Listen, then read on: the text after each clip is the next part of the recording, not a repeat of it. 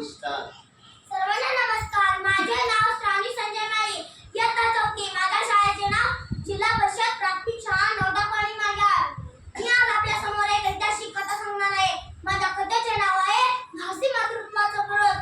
कलम नव्हता, कायदा नव्हता, तरी सुखी होती प्रजा. कारण सिंहासनावर होता माझा छत्रपती शिवाजी राजा. छत्रपती शिवाजी महाराज की जय. जय भवानी, जय शिवराय. स्वराज्यात स्त्रियांचा मान फार फार मोठा होता व स्त्री माते समान हे तत्व अंमलात आणले जायचे. स्त्रियांच्या सन्मानासाठी व संरक्षणासाठी शिवराय नेहमी दक्ष असायचे. स्वराज्याच्या साम्राज्याच्या राजधानीसाठी शिवरायांनी रायगड उभारला होता आणि त्याच रायगडावर इसवी सन 1674 साली महाराजांचा राज्याभिषेक सोहळा संपन्न झाला होता. रायगड किल्ला सुरक्षितेच्या दृष्टीने सर्वोत्कृष्ट किल्ल्यांपैकी एक होता. सह्याद्रीच्या कुशीत बसलेला हा किल्ला 4400 फूट उंच होता. रायगडावर जाण्या येण्यासाठी दरवाजाखेरीज कोणताही मार्ग नव्हता. असे म्हटले जायचे की रायगडाचे दरवाजे बंद झाले की वरून खाली जाईल ते फक्त पाणी आणि खालून वर जाईल ती फक्त हवा. या गोष्टीला कॉलेज ठरली. तिचं नाव होतं हिरकणी. एकदा कोजागिरी पौर्णिमे दिवशी रायगडाच्या पायथ्याशी असलेल्या काही वाडीतली गवळणी दूध विकण्यासाठी गडावर आल्या. त्या गवळणींमध्ये हिरकणी नावाचे एक गवळण होते. या हिरकणीचं बाळ खूपच लहान होतं. तिला दूध विकून गडावरून निघायला तिला उशीर झाला व ती गडाच्या दरवाजाजवळ आली आणि पाहता तर काय दरवाजे बंद झाले होते. गडकरांना तिने दरवाजा उघडण्यास का म्हणता गेल्या पण गडकरांनी दरवाजा उघडण्यास नकार दिला.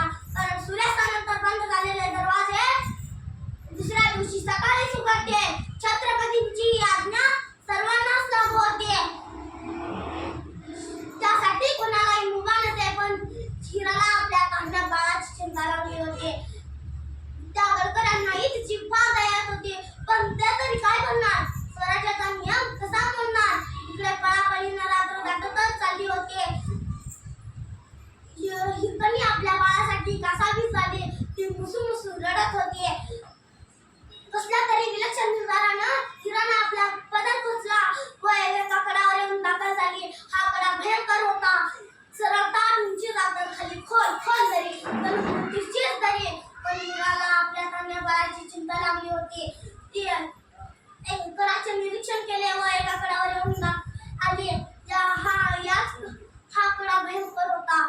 या कडावरून उतरण्यास तिने प्रारंभ केला.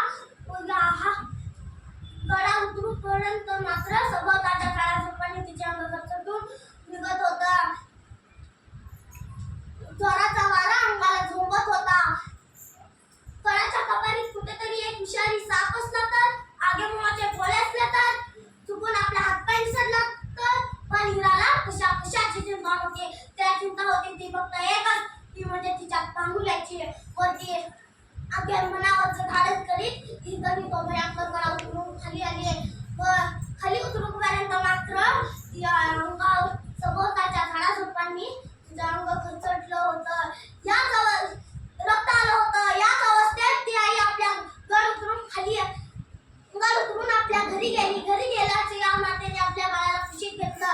या बाळाच्या दर्शनाने या मातेला जो आनंद झाला तो मात्र जखमेंच्या वेदनेपेक्षा कितीतरी पटीने जास्त होता. महाराजांना म्हणजे छत्रपती शिवाजी महाराजांना ती वार्ता कळताच त्यांना हिरकणीचं मोठं कौतुक वाटू लागलं. कारण